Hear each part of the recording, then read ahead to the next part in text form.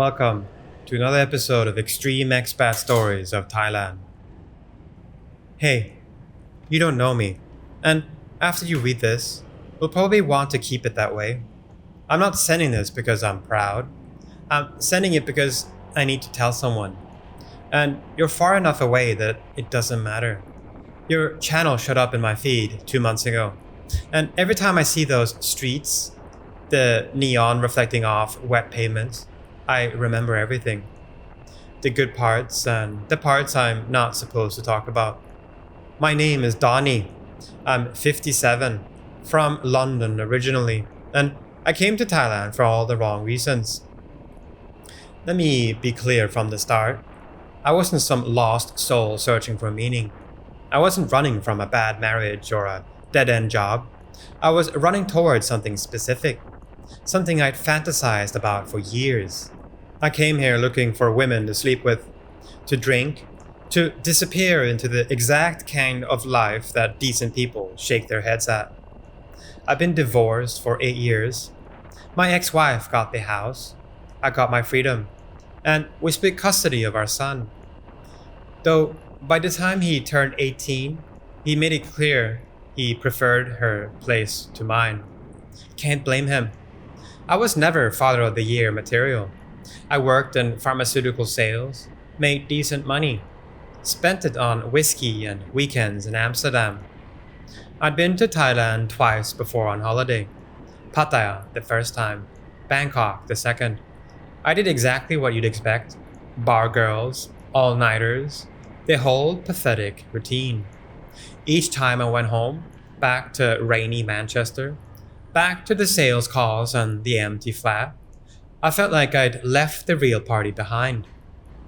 So when the company offered redundancy packages, I took mine without hesitation. £63,000. Not enough to retire on, but enough to buy time. Enough to see if the fantasy could become real life. I bought a one-way ticket. I rented a studio in Bangkok. Nothing fancy, just off Sukhumvit. The plan was simple. I'd live cheap, make money last, and spend my nights doing what I'd come here to do.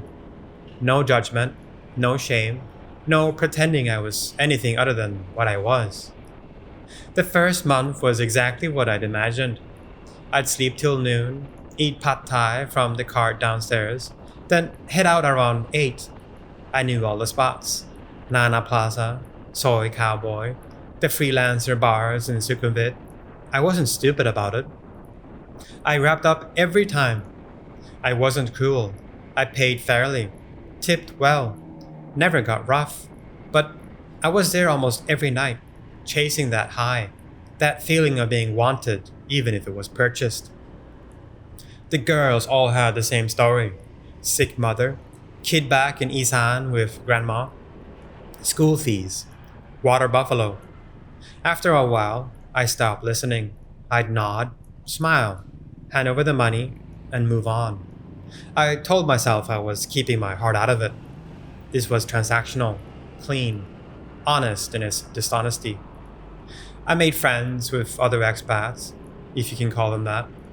Divorced guys mostly, some younger, some older. We'd meet at the same bars, compare notes, laugh at each other's stories. There was Paul, a Brit who'd been here for 12 years. There was Henrik from Sweden, who'd married a bar girl and was now supporting her entire family. There was John from Texas, who claimed he'd slept with over 300 Thai women and kept a spreadsheet. We were a cliché support group for men who'd given up on regular life. Around month 2, I met Nong. I need to be honest about this part because it's where everything is complicated. Nong worked at a karaoke bar near Rama 4. She was 32, from Udon Thani, with a daughter who was 9. The first night I met her, it was standard. I paid the bar fine.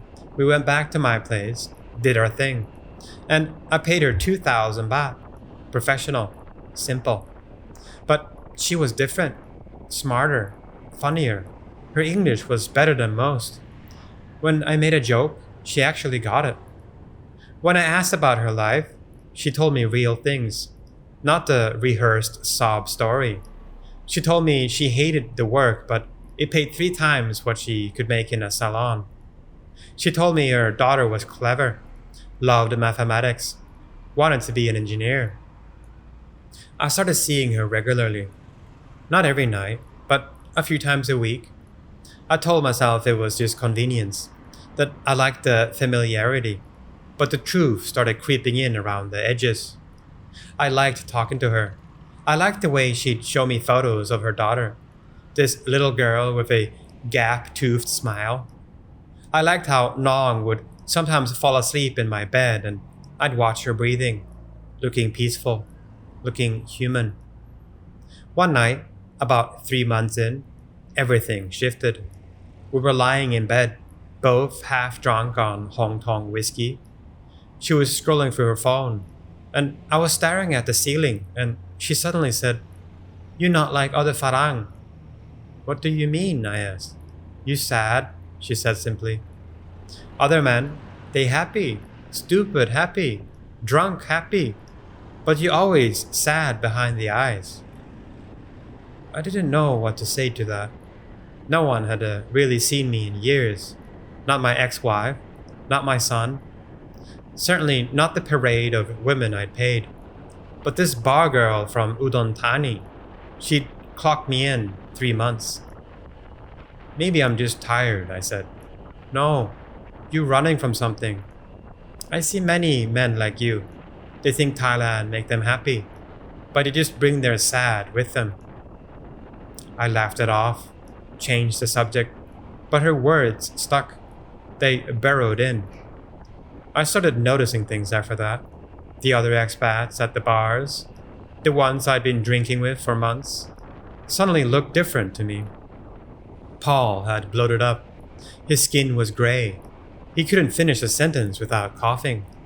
Henrik was broke, always borrowing money, always talking about his wife's family bleeding him dry. John, the Texan, had gotten into yaba, and you could see it in his jaw, in his paranoia. We were all slowly rotting in paradise. I started seeing Nong outside of work. I'd give her money so she didn't have to go to the bar. We'd have dinner, normal dinner, at regular restaurants. She introduced me to her friends, other women from Isan, and they'd laugh at my terrible Thai and teach me new words. For the first time since arriving, I was sober some nights, actually sober, sitting in a food court eating somtam, listening to Nong talk about her daughter's school project. One evening, she asked if I wanted to meet her daughter. Everything in me screamed no. That was a line. That was real. That would complicate everything. But I heard myself say yes. Her daughter's name was Mint.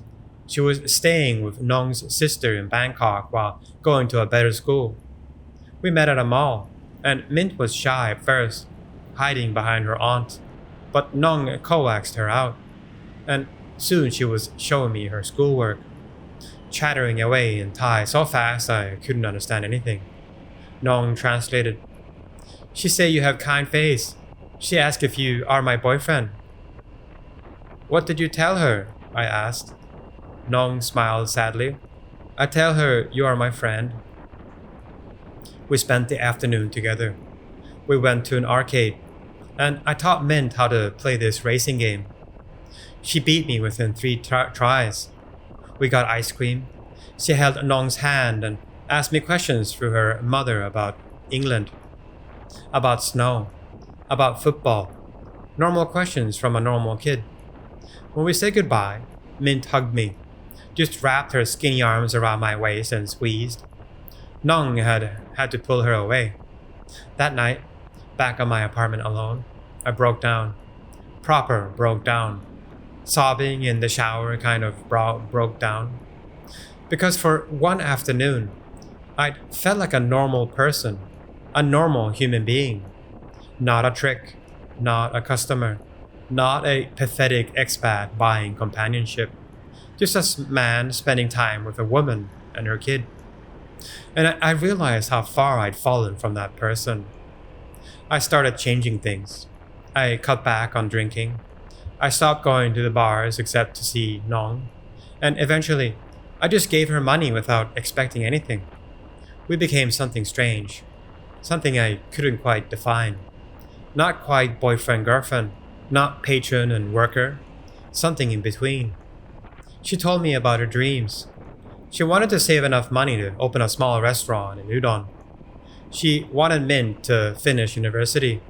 She wanted to stop working in bars before she turned 35 because she said, after 35, only drunk butterfly no want us anymore.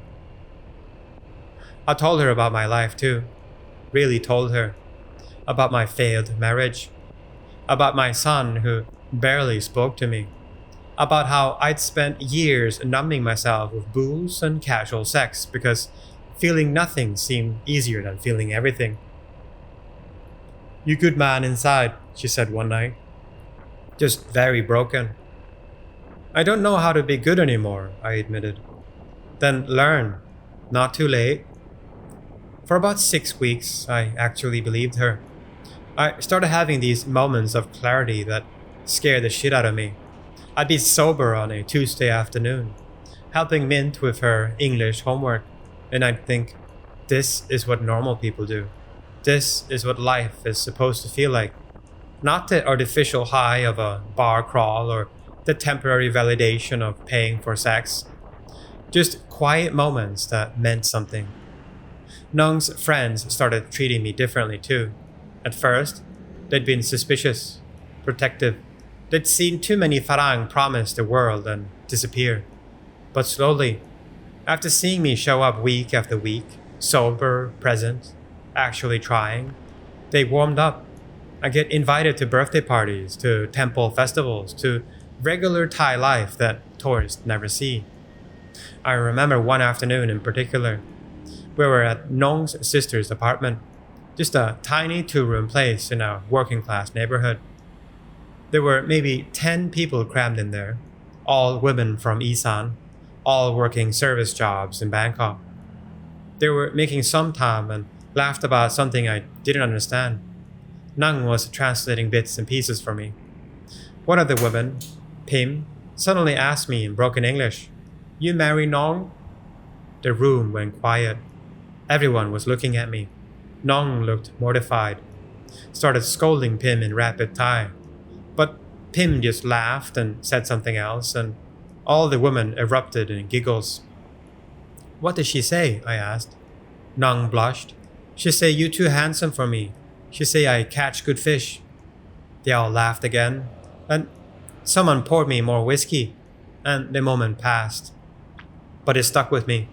These women, who had every reason to be cynical about Western men, who'd seen their friends used and discarded, they were teasing Nong about me like I was legitimate, like I was real.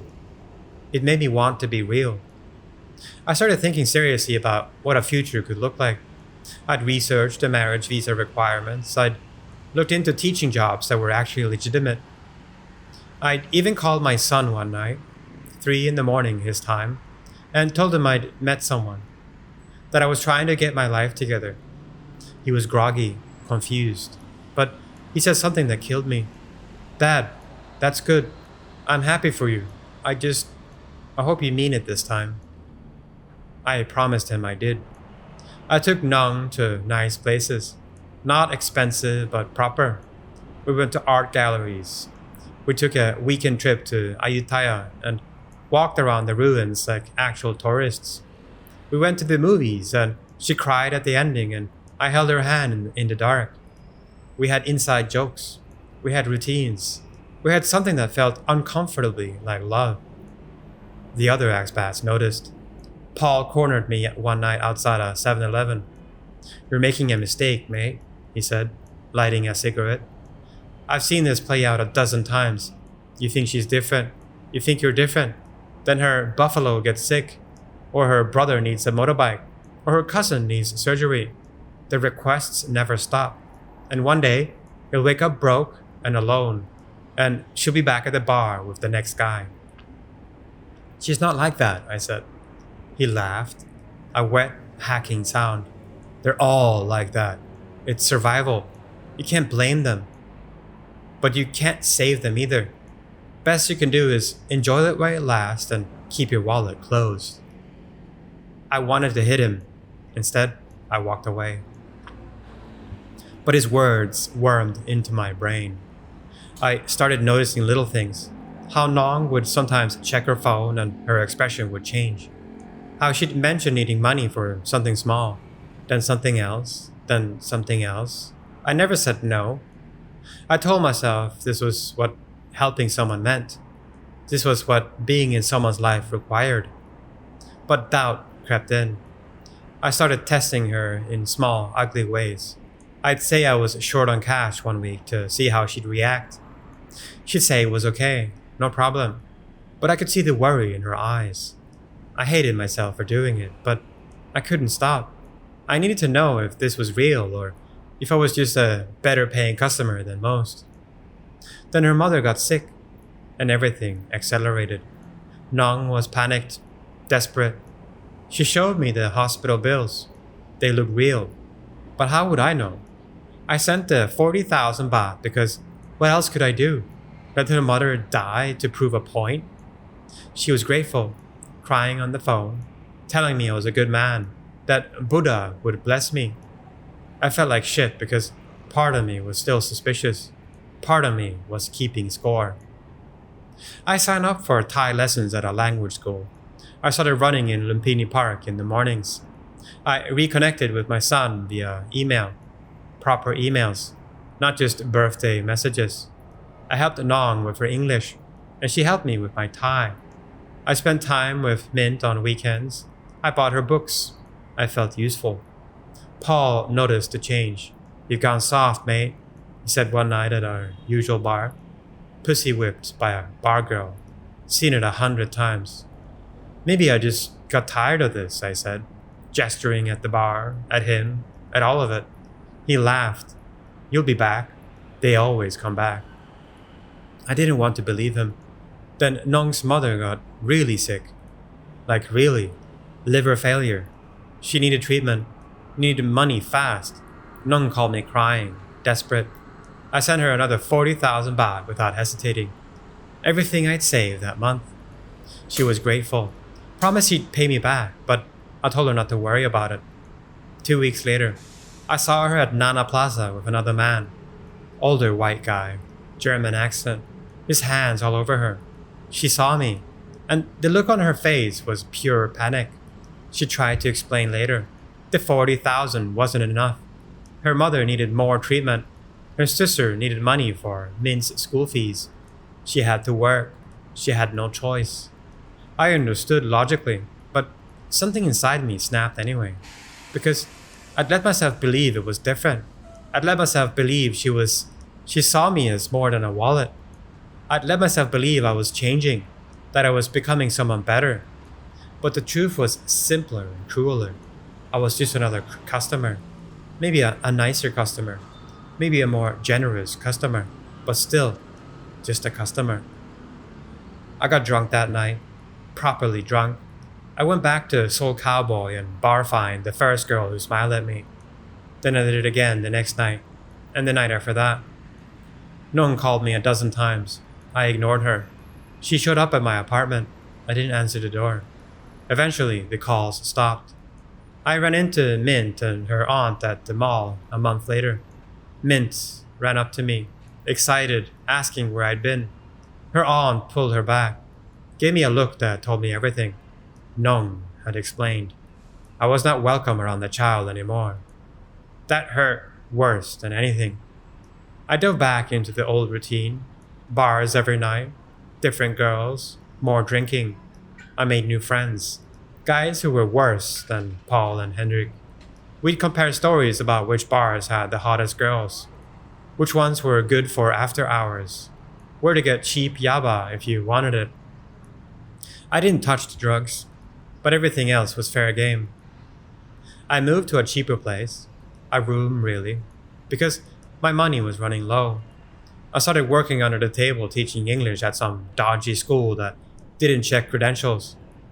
It paid just enough to cover rent and my habits. I stopped going to Lumpini Park. I stopped the Thai lessons.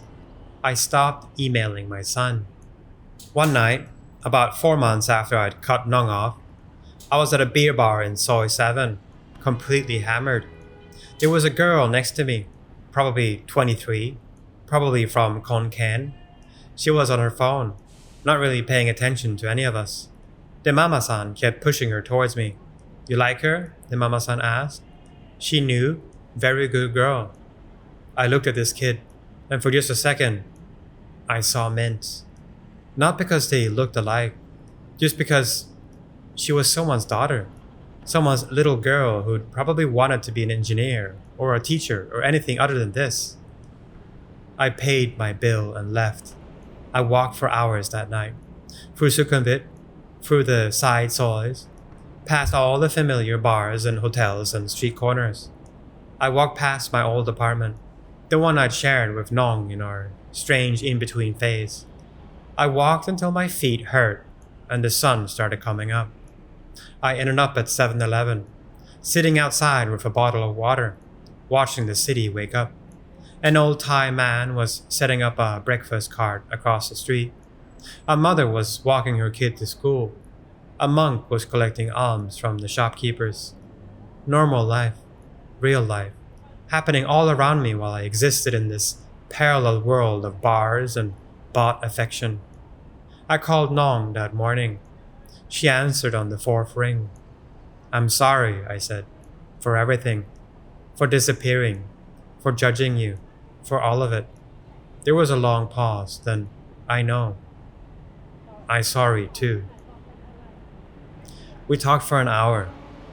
She told me about her mother, who'd recovered but was still weak, about Mint, who'd won a mathematics competition at school, about the restaurant dream, which she'd put on hold indefinitely, about how she was still working at the karaoke bar, still doing what she had to do. You okay? She asked me. No, I said honestly, I'm not. You need help, David. Real help. Talk to someone. Go home, maybe. Thailand not good for you. I don't have a home anymore.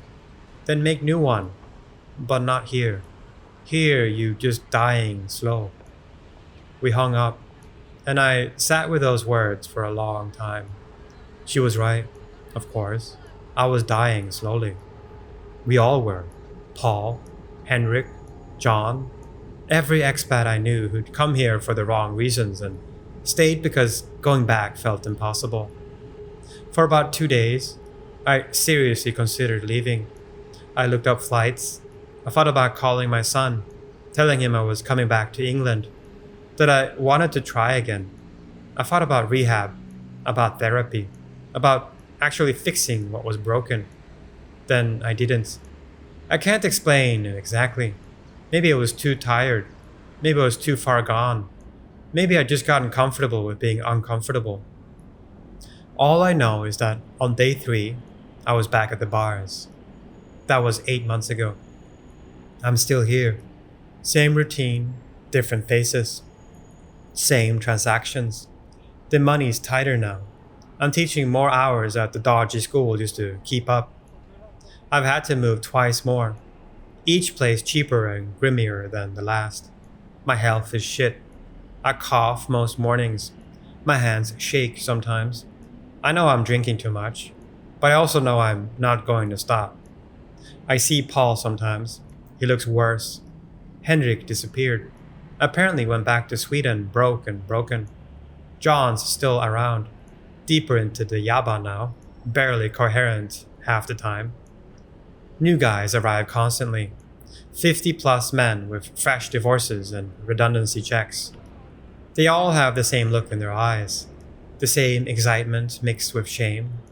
I recognize it because I had it too. Some of them will go home after a few months. Some will stay and turn into me. I ran into Nong last month. She was at Terminal 21 with Mint, shopping for school supplies. Mint has braces now. She's taller. She didn't recognize me at first. Then she did. And she waved politely but didn't run over like she used to. Nong and I talked for a few minutes. Small talk, surface stuff. She's still working, still saving, still hoping. She didn't ask about my life, and I was grateful for that. As they were leaving, Min turned back and said something in Thai I didn't quite catch. Nong translated. She says you look tired. She hopes you're taking care of yourself. I told her to tell Min thank you, that I was fine, that she should focus on school and become that engineer. Min smiled, and they walked away. I bought a bottle of Sangsom on the way home. Here's the thing about Thailand that nobody tells you. It doesn't change you. Not really. It just reveals you. It strips away all the bullshit and leaves you with exactly who you are underneath. And for some of us, who we are underneath isn't very good. I had a moment of clarity. I had 6 weeks where I thought I could be different, where I thought love or purpose or whatever you want to call it could save me. And maybe for some people it can. Maybe there are guys who come here broken and leave whole. Maybe there are redemption stories. This isn't one of them. I'm not proud of what I've become. I'm not defending it. I'm not even sure I understand it. All I know is that I'm a 57-year-old living in a moldy room in Bangkok, teaching English to students who don't care, spending my nights in bars I've been thrown out of before, paying for affection I know is fake, and I'm not leaving. That's the real story. Not the moment of change, not the brief period where I almost become someone better, but the fact that even after seeing what I could be, I chose to stay exactly who I was. Your videos, the ones with the walking footage, they capture something true. The noise, the chaos, all the shopkeepers, all the vendors, that's real. But what's also real are the men you see in these shots. The older Western guys stumbling out of bars at 2 a.m. The ones sitting alone at beer bars nursing their third chang. The ones who've been here so long they've forgotten why they came. We're in your footage. We're always in the background, anonymous, cautionary tales that nobody heeds. I watch your channel sometimes late at night when I'm too drunk to sleep. I see those streets I walk every day and I feel something. Not regret exactly, not shame, just recognition. Like looking in a mirror that shows you exactly who you are. No filters, no excuses. I met a girl last night, 25, from Nakhon, nowhere. We went through the motions. She asked the standard questions. I gave the standard answers. Afterward, she fell asleep. And I lay there thinking about Min's mathematics competition, about Nong's restaurant dream, about the version of myself that existed for 6 weeks. Then I got up, paid the girl, and watched her leave. Tomorrow, I'll do it again. I don't know why I'm telling you this. Maybe because you're documenting this place and someone should know the full truth of how things are. The bars and the temples, the hope and the rot, the moments of clarity and the long descent back into comfortable numbness. Or maybe I'm just drunk and lonely and your channel was what came up on autoplay. Either way, thanks for reading or not reading, doesn't really matter. Keep filming those streets. Some of us are still walking them.